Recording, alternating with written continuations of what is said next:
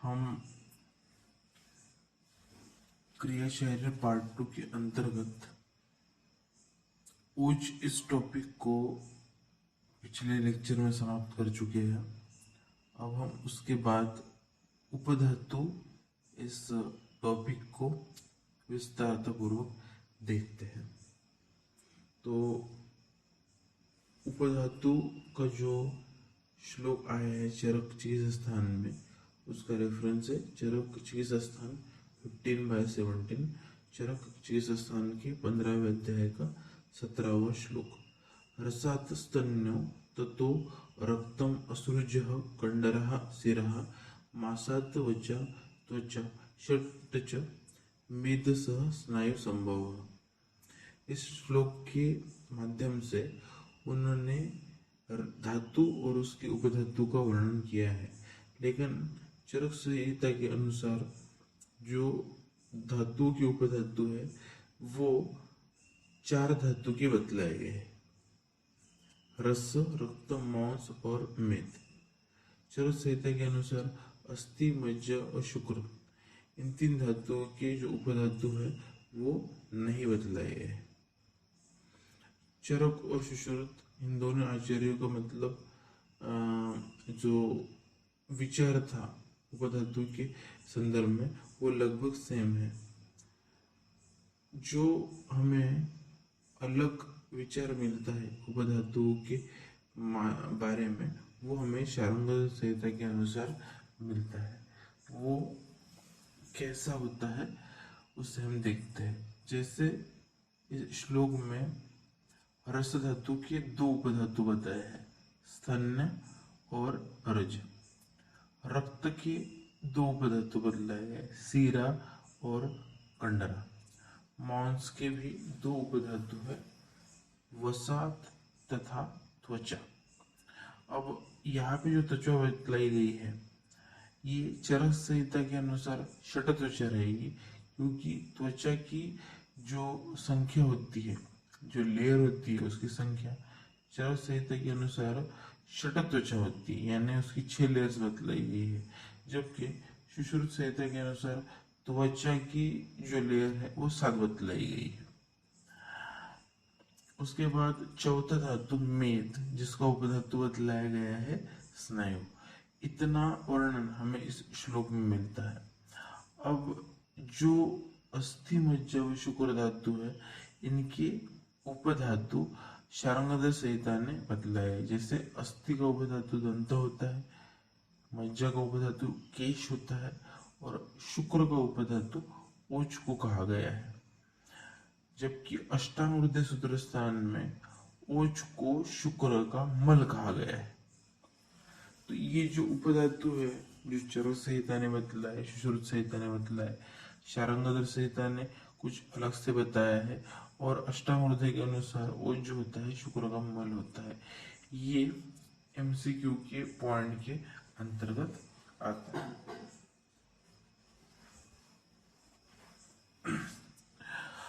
अब हम देखते हैं उपधातु की ज्ञान का महत्व। उपधातु जो होता है वो पढ़ना क्यों आवश्यक होता है।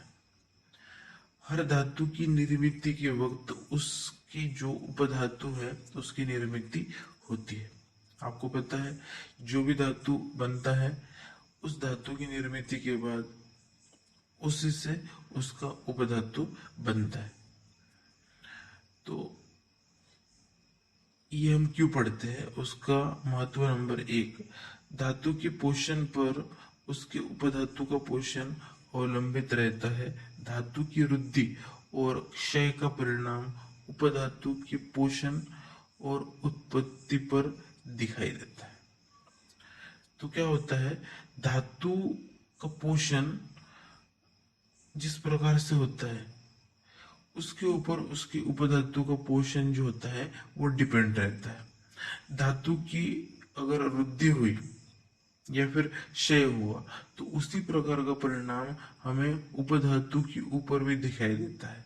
अगर किसी धातु की वृद्धि हुई तो उपधातु की भी वृद्धि होगी, धातु का क्षय हुआ तो उसके उपधातु का भी क्षय होगा। तो जिस प्रकार से धातु की डेवलपमेंट होती है उसी प्रकार से उसके उपधातु की भी डेवलपमेंट होती है। तो किसी प्रकार की उपधातु में अगर किसी भी प्रकार की विकृति हमें दिखाई देती है तो ये समझना चाहिए कि जो मूल धातु है उसमें किसी प्रकार की विकृति होने के कारण इस प्रकार से हमें उसकी उपधातु में भी विकृति दिखाई दे रही है। तो हम अगर मूल धातु के ऊपर अगर चिकित्सा करते हैं, ट्रीटमेंट करते हैं, तो उपधातु में निर्मित हुई विकृति अपने आप ठीक हो जाएगी, क्योंकि these are depend to each other. महत्व नंबर 2, उपधातु की विकृति में प्रमुख धातु के ऊपर चिकित्सा से उपधातु की विकृति कम हो सकती है। ओके, जिस प्रकार रस धातुवर्धक आहार और औषधियों से स्तन्यवर्धन होता है। यहाँ पे उदाहरण के साथ ये बतलाया गया है कि उपधातु में किसी भी प्रकार की विकृति में प्रमुख धातु के ऊपर अगर हम चिकित्सा करते हैं तो उसके कारण उपधातु की विकृति कम हो सकती है, जो मैंने इसके पहले के पॉइंट में भी बतलाया। लेकिन यहाँ पे क्या कहा गया है, विकृति कम हो सकती है, कम हो सकती है यहाँ पे इसलिए कहा गया है क्योंकि उपधातु के अंतर्गत हमें जो विकृति दिखाई देती है वो अगर धातु में विकृति होने के कारण उत्पन्न हुई है और उस वक्त हम धातु का योग्य तरीके से अगर चिकित्सा करते हैं तो उपधातु भी बनना अपने आप ठीक तरीके से बनना शुरू हो जाएगा। लेकिन जो क्रिया होती है जब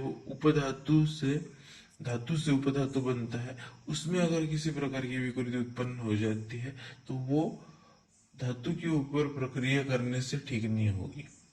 ओके, अगर सिर्फ किसी उपधातु में ही निर्मित के बाद अगर कोई विकृति होती है तो उसके लिए हमें उसके ऊपर चिकित्सा करनी पड़ेगी। लेकिन अगर मुख्य धातु में विकृति होती है तो उसके वजह से उपधातु भी विकृत हो जाता है और उस वक्त हम मुख्य धातु को ठीक करेंगे तो उपधातु भी ठीक हो जाएगा। लेकिन उपधातु बनने के बाद अगर उसमें किसी प्रकार की विकृति होती है तो मुख्य धातु के ऊपर चिकित्सा करने से वो ठीक नहीं होगी, हमें जो उपधातु है उसकी अलग से चिकित्सा करनी पड़ेगी। तो यहाँ पे धातु से में विकृति होने के कारण उपधातु में जो विकृति हुई है उसके बारे में कहा गया है कि अगर स्तन्य धातु वर्धक आहार का ग्रहण किया गया तो उसके कारण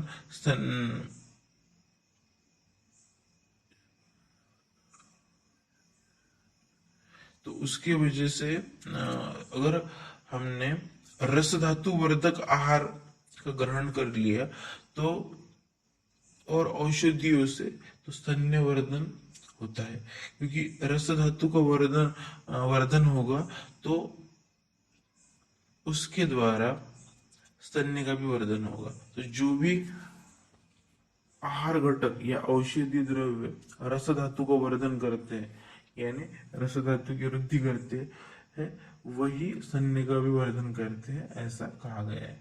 तो ये दो इम्पोर्टेंट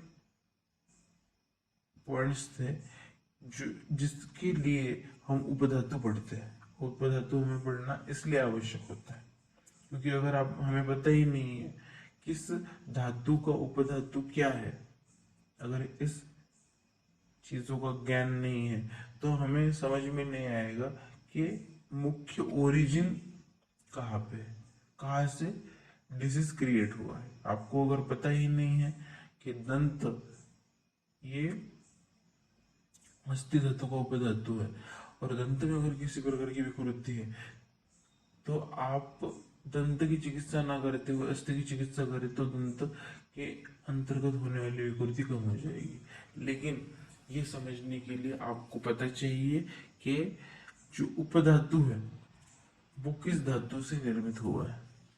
तो इसीलिए हमें धातु और उपधातु उससे कौन से इसका ज्ञान होना आवश्यक होता है। अब हम धातु उपधातु में फर्क देखेंगे।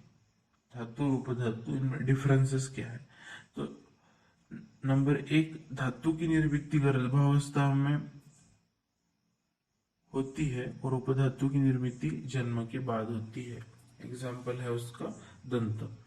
तो धातु जो भी होते हैं उसकी निर्मिति गर्भावस्था में ही हो जाती है। रस, रक्त, मांस, मेद, अस्थि, मज्जा, शुक्र। तो उससे निर्मित होने वाले जो उपधातु होते हैं उसकी निर्मिति जन्म के बाद होती है। यहाँ पे एग्जाम्पल बतलाया गया है दंत। लेकिन जो सिरा होती है, कंडरा होती है, रक्त धातु की उपधातु, वसा और त्वचा होती है मांस धातु की उपधातु, स्नायु मेद धातु की उपधातु, ये सभी के सभी जो उपधातु हैं इनकी निर्मिति पहले से होके रहती है, गर्भावस्था में भी वो निर्मित होती रहती है। फिर ये पॉइंट किस प्रकार से इनको लागू होगा, तो गर्भावस्था में जो भी गर्भ की वृद्धि होती है वो माता के आहार रस के द्वारा होती है। तो ये उपधातु भी अगर शरीर में बने हुए हैं तो वो गर्भ के धातु से निर्मित नहीं हुए हैं। ये उपधातु माता के आहार रस के कारण ही निर्माण हुए हैं। माता के आरस के कारण ही निर्माण हुए हैं। धातुओं से उपधातुओं की जो प्रवृत्ति होती है, जो निर्मित होती है, वो जन्म के बाद होती है। लेकिन उसके पहले जो भी धातु और उपधातु की निर्मित होती है वो माता से मिलने वाले आहार रस के द्वारा ही होती है। ओके। और जब जन्म प्राप्त हो जाता है उसके बाद फिर धातु स्नेह परंपरा स्टार्ट हो जाती है और फिर धातु का पोषण होने के उपरांत उससे उसके उपधातु की निर्मित होती है।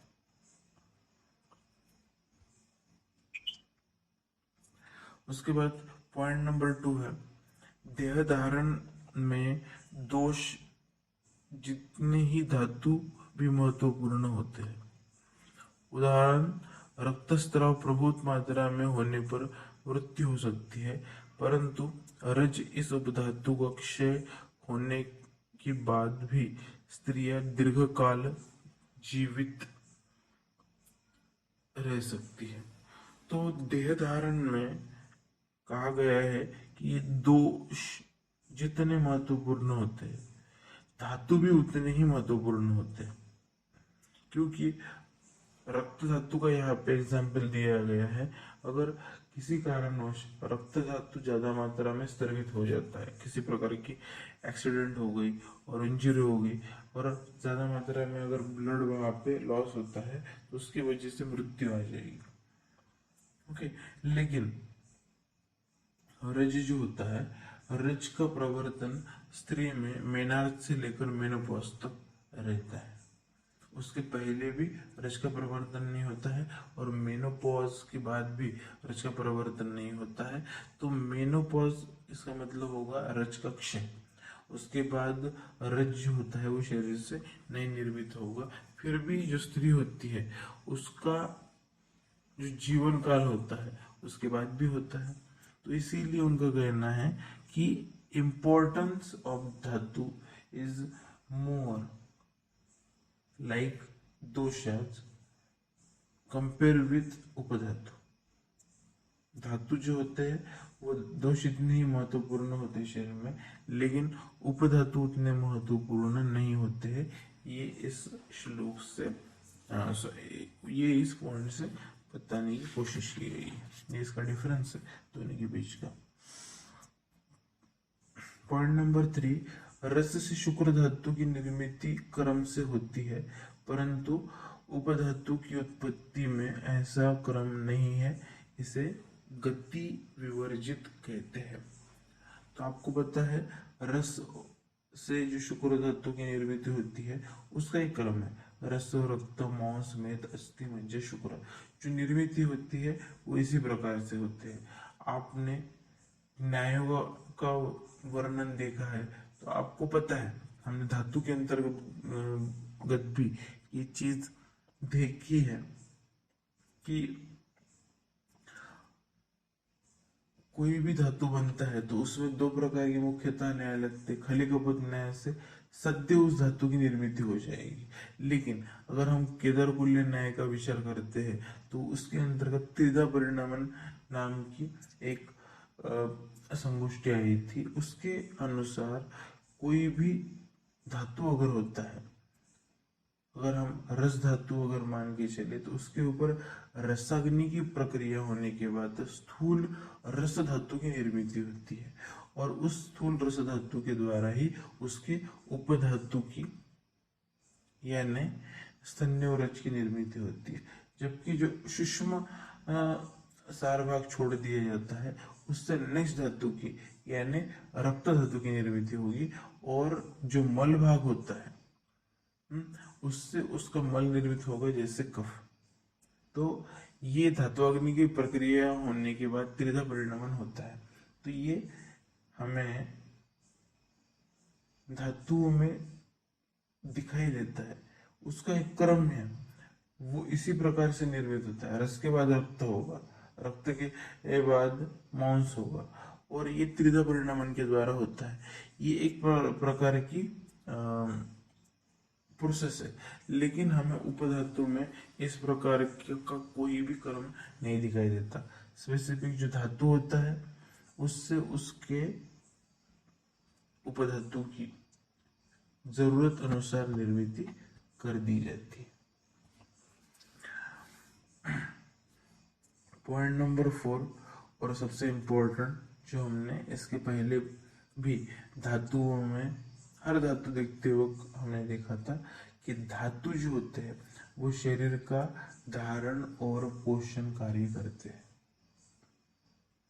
जबकि उपधातु जो होते हैं वो मात्र शरीर का धारण कार्य करते हैं, वो शरीर का पोषण कार्य नहीं करते हैं। इसीलिए उपधातु से किसी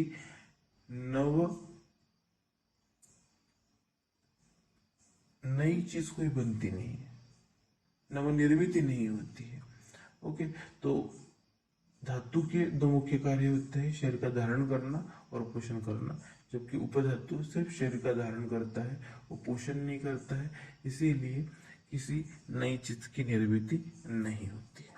तो ये फर्क है धातु और उपधातु के बीच में। तो सबसे जो पहला धातु है रस धातु, उसका जो उपधातु होते हैं स्तन्य और रज, इसका वर्णन हम बाद में देखेंगे क्योंकि वो इम्पोर्टेंट पॉइंट्स हैं, तो उसका वर्णन हम बाद में करेंगे। लेकिन अब हम देखते हैं कि जो रक्त धातु है उसके आगे के उपधातु है, उसका वर्णन जो है वो इतना डीपली नहीं है। ये क्वेश्चन जो होते हैं शॉर्ट नोट्स में पूछे जाते हैं, तो हम रक्त धातु से आगे के धातुओं के जो उपधातु है उसका वर्णन देखेंगे। तो रक्त धातु के उपधातु, रक्त धातु के दो उपधातु होते हैं सीरा और कंडरा। तो हम सबसे पहले सीराओं का वर्णन देखेंगे। सीरा यानी ब्लड वेसल्स, शरीर के अंतर्गत की जो भी आर्टरीज, वेन्स, कैपिलरीज होती है वो सीराओं के अंतर्गत आ जाती है। आकाश महाभूत प्रधान नलिका समान हृदय से निकलने वाले शरीर घटक को सिरा कहते हैं। तो सिरा के संदर्भ में कहा गया है कि वो आकाश महाभूत प्रधान होते हैं और वो हृदय से निकलने वाले तथा संपूर्ण शरीर में जाल की तरह फैले हुए होते हैं। अब यहाँ पे वायु महाभूत प्रधान घटक नहीं कहा गया है, यहाँ पे आकाश महाभूत प्रधान घटक कहा गया है। आपको पता है कि हमारे शरीर के अंतर्गत की जो ब्लड वेसल सिस्टम है वो क्लोज टाइप की है। अगर इसमें किसी भी प्रकार की एयर नहीं होती है, अगर इसमें किसी प्रकार की एयर आ गई तो ये प्रोसेस आगे नहीं चलेगी। तो उसके अंतर्गत जो भी ब्लड होता है उतना ही ब्लड होता है और नया ब्लड बनने वाला भी उसमें ही ऐड होते जाता है। उसके सिवा कोई भी अदर घटक उस वेसल सिस्टम में नहीं आता है। ओके, तो जो अगर वहां पे ब्लड वहां से निकल जाएगा तो वो जो ब्लड वेसल्स होती है वो कोलैप्स हो जाती है, वो फुली नहीं रहती है। इसका मतलब वहां पे वायु महाभूत नहीं है, वहां पे आकाश महाभूत है, यानी वैक्यूम है। वो जो जगह है वो रक्त ने ले ली है। अगर रक्त वहां से निकल जाता है तो वहां पे वो वेसल्स कोलैप्स हो जाती है, किसी प्रकार की दूसरी चीज वहां पे नहीं रह पाती है। इसीलिए कहा है कि आकाश महाभूत प्रधान नलिका। ओके, जो हृदय से निकलती है वो संपूर्ण शरीर में प्रसारित होती है। आपको पता है या फिर आगे पता है होगा कि जब भी कोई इंजेक्टेबल शरीर को लगाया जाता है, लाइक इंजेक्शन, तो उसमें क्या होता है, उसमें एयर नहीं रखी जाती है। अगर आपने सबक्यूट या फिर आईएम लगाया तो वहां पे पेन होगा, लेकिन अगर ब्लड वेसल्स में अगर एयर चली गई तो उसकी वजह से एयर एम्बोलिज्म हो सकता है। कम मात्रा में ब्लड वेसल में गए एयर को बॉडी मैनिपुलेट कर लेती है, लेकिन अगर ज्यादा मात्रा में एयर ये ब्लड वेसल्स में एंटर हो गई तो उसकी वजह से हार्ट ब्लॉकेज हो जाता है और हार्ट में क्लॉट्स क्रिएट होके वहां पे डेथ हो जाती है। ओके, इसीलिए जब भी कोई आईवी लगाई जाती है, ओके, आईवी एंड इंट्रावेसल लगाई जाती है, इंट्राकैथ लगाई जाती है शरीर में सलाइन के द्वारा किसी प्रकार का फ्लूइड दिया जाता है, तो वो लगाने से पहले उसके अंदर की जो एयर होती है वो निकाल ली जाती है, क्योंकि क्लोज सिस्टम है। इसमें जो लिक्विड फ्लो हो रहा है उस लिक्विड में हमें दूसरा लिक्विड छोड़ना है। उस लिक्विड के बीच में अगर किसी प्रकार की एयर आ जाती है तो ब्लड वेसल्स कोलैप्स हो जाती है या फिर सडन डेथ होती है। ओके, तो इसलिए आकाश महाभूत कहा गया है। अब इसके संदर्भ में एक शॉर्ट श्लोक आया है, चरक सूत्र स्थान 30/12, चरक सूत्र स्थान के 30वें अध्याय का 12वां श्लोक, डॉट डॉट डॉट सरनाथ सिरा, सरनाथ सिरा, जिससे द्रव पदार्थ का सरण यानी वहन होता है, उस शरीर घटक को सिरा कहते हैं। जिसके अंतर्गत वहन की प्रक्रिया होती है, बहने की प्रक्रिया होती है, उसे सिरा कहते हैं। हृदय से निकलने वाली सिराओं से रस, रक्त तथा ओज का वहन होता है। आपको पता है जो हृदय से निकलने वाली सिराएं होती है, दशज धमनियां होती है, उसके द्वारा शरीर में रस, रक्त और ओज का संवहन होता है। सिरा से होने वाले रस रक्त संवहन पर वैन वायु का नियंत्रण होता है। तो जो वायु वात दोष के 5 प्रकार बतलाए गए हैं, उसमें से एक प्रकार है वैन वायु। वैन वायु का जो कार्य कहा गया है वो कहा गया है रस, रक्त तथा ओज का शरीर में संवहन करना, और उसका स्थान संपूर्ण शरीर बतलाया गया है। तो ये जो प्रक्रिया होती है, जो सिराएं होती है, जिसके द्वारा शरीर में सभी प्रकार की रस, रक्त और ओज का संवहन होता है, इसके ऊपर वैन वायु का नियंत्रण रहता है। तो ये आपकी एमसीक्यू का पॉइंट होता है कि सिराओं के ऊपर किस दोष का नियंत्रण होता है।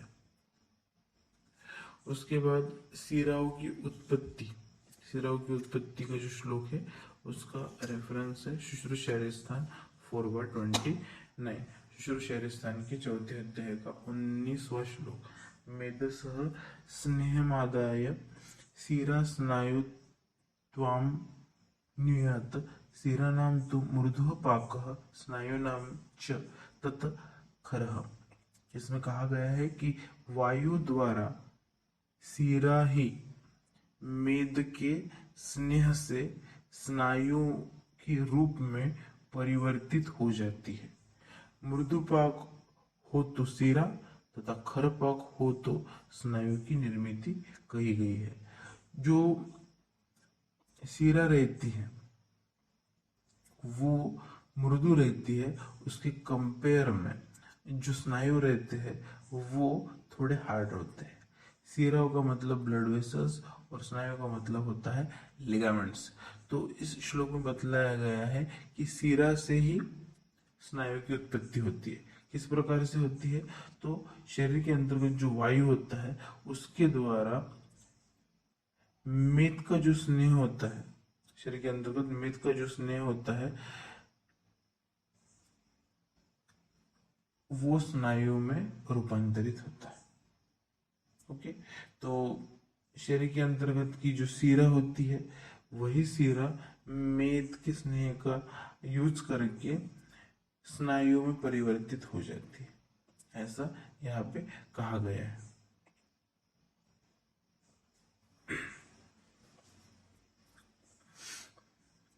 तो अगर पाक होता है और मृदु पाक होता है तो उसकी वजह से सीरा बनती है, और खर पाक होता है तो उसकी वजह से स्नायु की निर्मित होती है।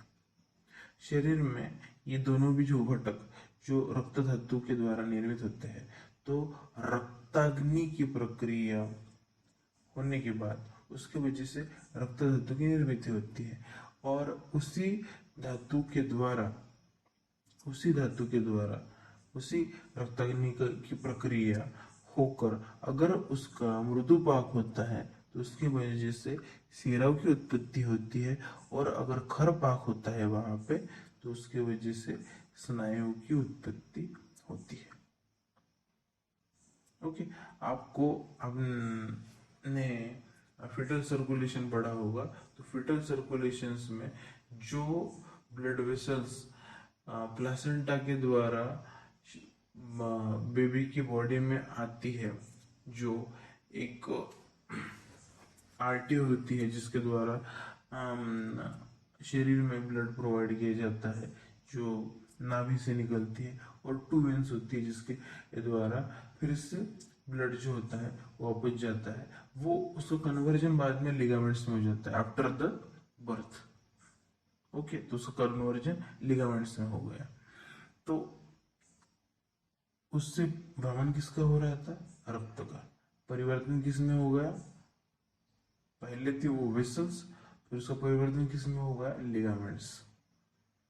ओके, तो इसी प्रकार से शरीर में रक्त का भ्रमण होता रहता है, और रक्त के उपधातु ये 2 होते हैं।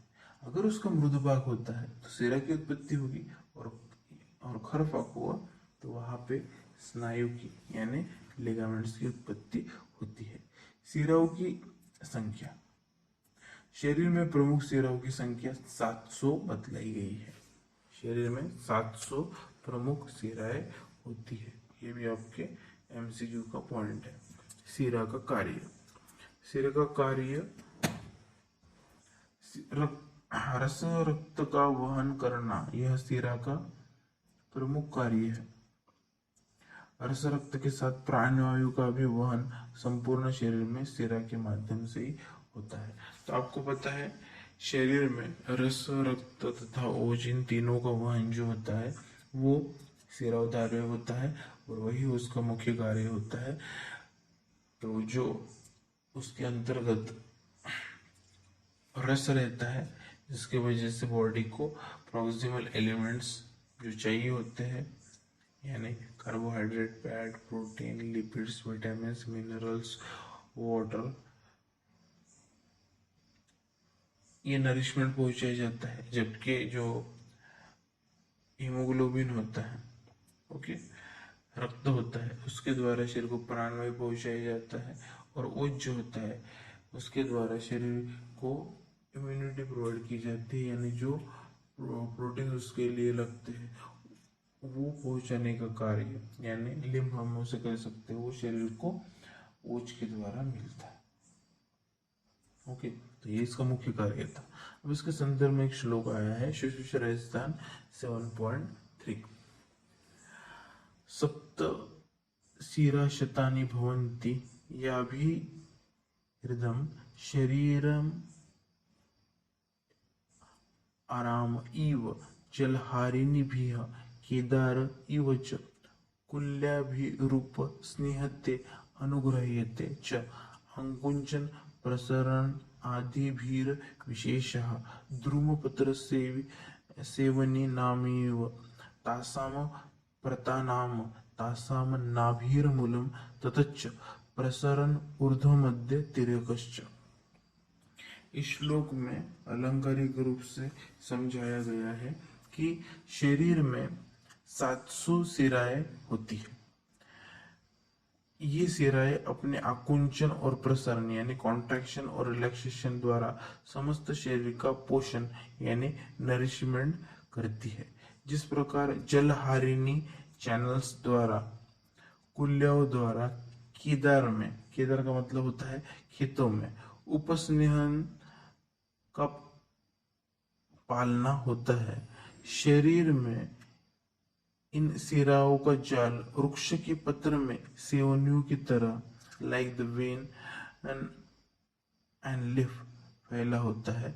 इसका मूल नाभि है जहां से ये सिराएं ऊपर नीचे तथा तिरछी ऑब्लिक्यू फैली होती। तो यहाँ पे उन्होंने दो प्रकार के एग्जाम्पल बताया है। सबसे पहला एग्जाम्पल ये बताया है कि जिस प्रकार से खेतों में जो कैरिया बनती है, ओके, उस कैरियो के द्वारा जो जिसको हम चैनल कह सकते हैं, कैनल कह सकते हैं, उसके द्वारा क्या होता है, खेतों में पानी दिया जाता है।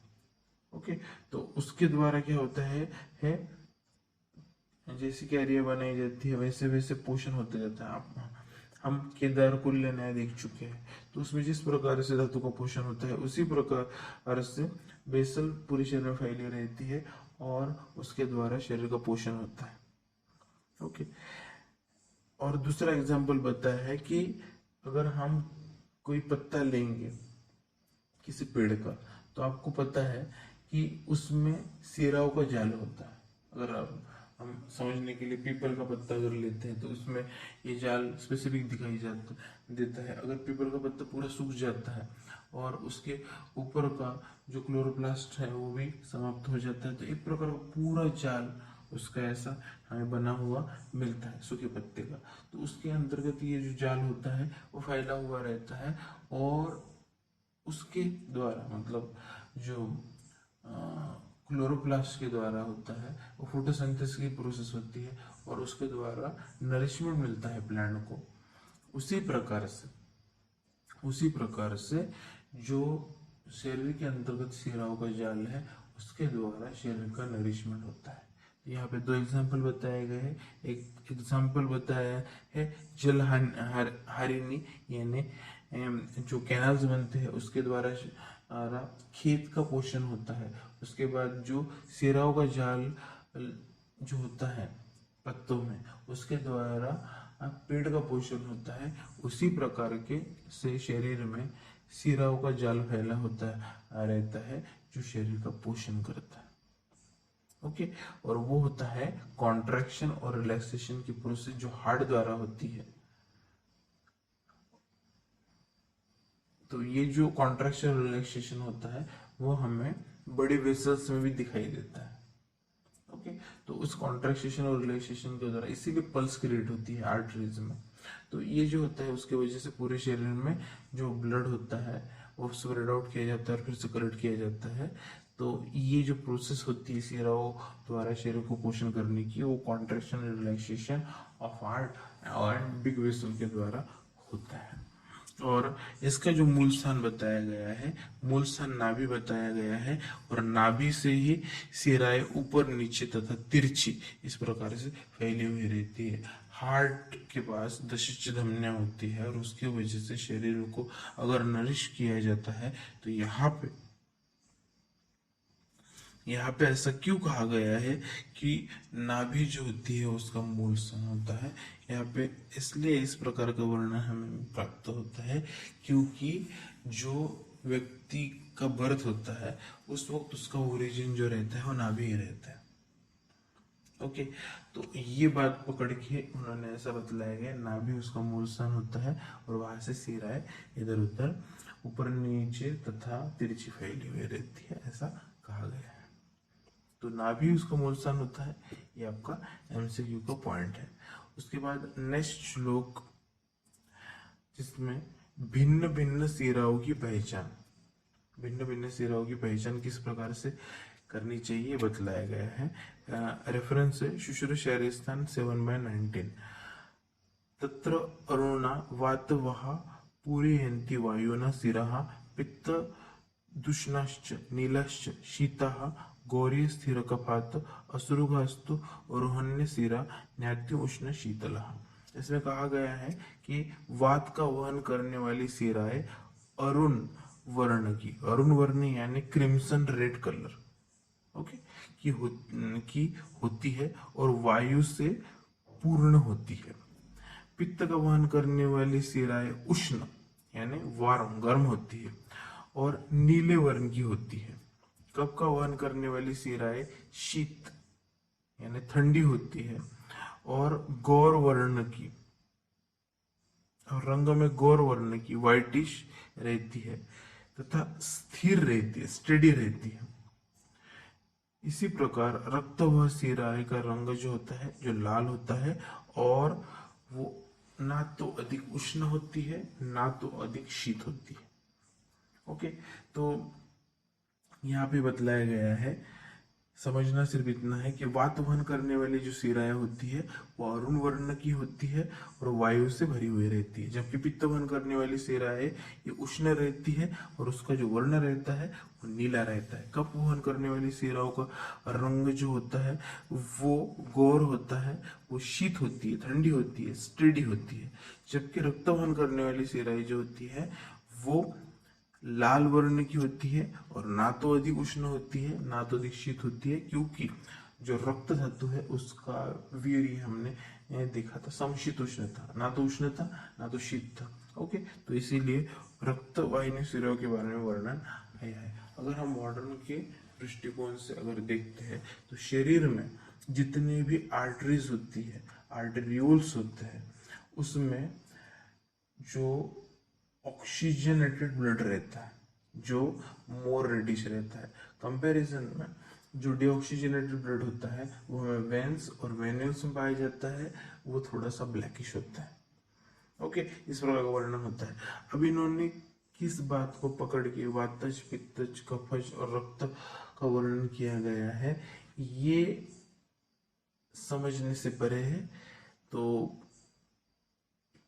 या फिर हम ऐसा कह सकते हैं कि हमारा ज्ञान कम है जो हम ये समझ नहीं पा रहे। तो इस पॉइंट के बारे में मुझे ज्ञान नहीं है, लेकिन इस प्रकार का वर्णन हमें शास्त्र में मिलता है। अब रक्त धातु की विकृति का सिरा पे होने वाला परिणाम। सिरा रक्त धातु का उपधातु होने की वजह से रक्त धातु की वृद्धि व रक्तक्षय का परिणाम सिराओं पर होकर रस रक्त वहन में समस्या निर्माण हो जाती है। अगर किसी भी प्रकार की रक्त में वृद्धि होती है और क्षय होता है तो उसका परिणाम रक्त की उपधातु सिराओं पे होता है। तो रक्त वृद्धि का सिरा पे होने वाला परिणाम, अगर रक्त की वृद्धि हो गई तो सिरा पे उसका क्या परिणाम होता है, उसका रेफरेंस है शुश्रूषा स्थान 15/19। रक्तम रक्त अक्षिताम सिरा पूर्वतम च, ये श्लोक रक्त धातु के अंतर्गत हो चुका है। इसका मतलब ये होता है कि रक्त वृद्धि के कारण सिराओं पर का दबाव बढ़कर सिराएं फूलती है। इस लक्षण को सिरा पूर्वतम ऐसा कहते हैं। रक्तम रक्त अक्षिता मतलब आंखें जो होती लाल होती है और सिरा पूर्वतम यानी फूल जाती है। रक्त दबाव अगर बढ़ता गया तो मस्तिष्क का रक्त प्रवाह करने वाली रक्तवाहिनियां फूटकर पक्षाघात यानी पैरालिसिस होने की संभावना होती है। अब यहाँ पे एग्जाम्पल दिया गया है, हमें इतना यहाँ से ज्ञान लेना है कि अगर शरीर में रक्त धातु की वृद्धि होती है तो उसके वजह से रक्तक्षिता होती है और सिराओं के ऊपर परिणाम ये हो जाता है, सिराएं फूल जाती है। अगर ज्यादा मात्रा में ये फूल जाती है तो जिस भी अवयव में वो अपना ब्लड फ्लो करती है, अगर ब्रेन में करती है वहां अगर फूट गई तो पैरालिसिस हो जाएगा, ओके, ब्रेन हेमरेज हो जाएगा। हार्ट में अगर फूट गई तो मायोकार्डियल इन्फेक्शन हो जाएगा। तो ये जो फ्लो होता है वो बढ़ने के कारण अगर प्रेशर बहुत ज़्यादा मात्रा में बढ़ गया और उसमें वो फूट गई, ओके, वो कैरी नहीं कर पाई और फूट गई, तो इस प्रकार की विकृति हमें देखने को मिल सकती है। ओके, तो ये रक्त वृद्धि के कारण होता है। उसके बाद रक्तक्षय का सिरा पे होने वाला परिणाम, उसका रेफरेंस है अष्टांग हृदय सूत्र स्थान 11/17, अष्टांग हृदय सूत्र स्थान की 11वें अध्याय का 17वां श्लोक। रक्ते अम्ले शिशिरवृत्ति सिरा शैथिल्य रुक्षता, ये भी रक्त क्षय में रक्त धातु के अंतर्गत ये श्लोक हो चुका है। रक्त धातु का प्रमाण कम होने पर अम्ल यानी खट्टा और शिशिर मतलब ठंडा खाने की इच्छा होती है। अभी क्यों होती है, कैसे होती है, इसका वर्णन हम रक्त धातु में देख चुके हैं। यहाँ पे सीरा शैथिल्य रुक्षता कहा है, तो सीरा जो होती है वो शैथिल्य लक्षण उसमें उत्पन्न हो जाता है, यानी collapse of blood vessels, blood vessels वहां पे कोलैप्स हो जाती है। इस कारण रस रक्त संवहन ठीक तरीके से नहीं हो पाता और रस रक्त संवहन में रुकावट आती है। अगर शरीर में रक्त का क्षय हुआ है तो जो ब्लड वेसल्स में फ्लो होने वाला ब्लड होता है उसकी मात्रा कम हो जाएगी और उसके कारण शिराओं में शैथिल्य उत्पन्न हो जाएगा, जिसे कोलैप्स ऑफ ब्लड वेसल कहते हैं। इस प्रकार की अगर कंडीशन क्रिएट हो जाती है तो जो प्रेशर मेंटेन होना चाहिए ब्लड वेसल के अंतर्गत वो प्रेशर मेंटेन नहीं हो पाता है और उसी वजह से जो सर्कुलेशन की प्रोसेस होती है, रस रक्त ऊर्ज का संवहन की प्रोसेस होती है, वो ठीक तरीके से नहीं हो पाएगी, उसके अंतर्गत रुकावट आ जाएगी। ओके, तो ये रक्तक्षय के कारण सिराओं पे होने वाला परिणाम है और उसके द्वारा निर्मित होने वाले कॉम्प्लिकेशंस है। तो ये था रक्त धातु की उपधातु सिरा का वर्णन। ओके, तो हमने आज के लेक्चर में देखा है धातु और उसके उपधातु कौन से होते हैं, चरक संहिता, सुश्रुत संहिता, शार्ंगधर संहिता। इसके अनुसार उपधातु का ज्ञान महत्वपूर्ण क्या क्यों होता है, धातु और उपधातु में डिफरेंस क्या होता है, और जो दूसरा धातु है रक्त धातु, उसका एक उपधातु सीरा, इसका वर्णन हमने उत्पत्ति, संख्या, कार्य और सिराओं की पहचान, उसके रक्त के रुधिक्षय का सिराओं पे होने वाला परिणाम, इन पॉइंटों के आधार पे देखा है।